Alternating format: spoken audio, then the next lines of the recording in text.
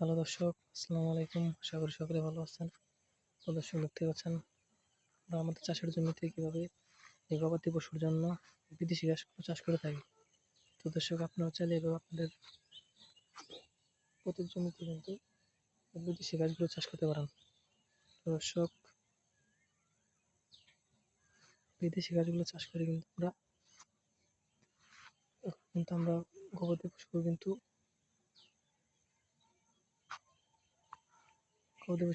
খাদ্য হিসেবে কিন্তু খাওয়ানো হয়। তো দর্শক, এই বিদেশি ঘাসগুলো কিন্তু খাওয়ালে কিন্তু আমাদের গবাদি পশুর কিন্তু প্রচুর পরিমাণে কিন্তু ভিটামিন হবে এবং প্রচুর পরিমাণে মোটা তাজা হয়ে যাবে।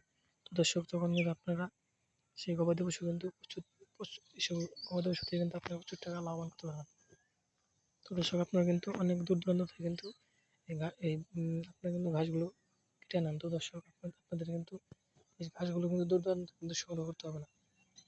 তো দর্শক, আপনারা চাইলে আপনাদের নিজেদের জমিতে কিন্তু এই ঘাসগুলো চাষ করে কিন্তু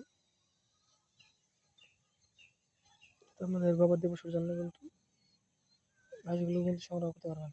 তো দর্শক, এই ঘাসগুলো যদি আপনাদের জমিতে চাষ করতে চান, তাহলে আপনাদের ঘাসগুলোর কিন্তু বীজগুলো বাজার থেকে কিনে আনতে হবে। সেগুলো কিনে এনে কিন্তু আপনাদের জমিতে হাল চাষ করে ছিটিয়ে রোপণ করে দিলে কিন্তু এগুলো হয়ে যাবে। তো দর্শক, দেখতে পাচ্ছেন আমাদের জমিতে কিন্তু প্রচুর পরিমাণে এই ঘাসগুলো কিন্তু হয়েছে। তো দর্শক, আপনারা চাইলে এইভাবে আপনাদের জমিতে কিন্তু এই ঘাসগুলো কিন্তু প্রচুর পরিমাণে চাষ করতে পারবেন।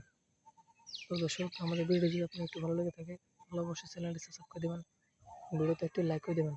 ধন্যবাদ, সবাই ভালো থাকবেন। আসসালামু আলাইকুম।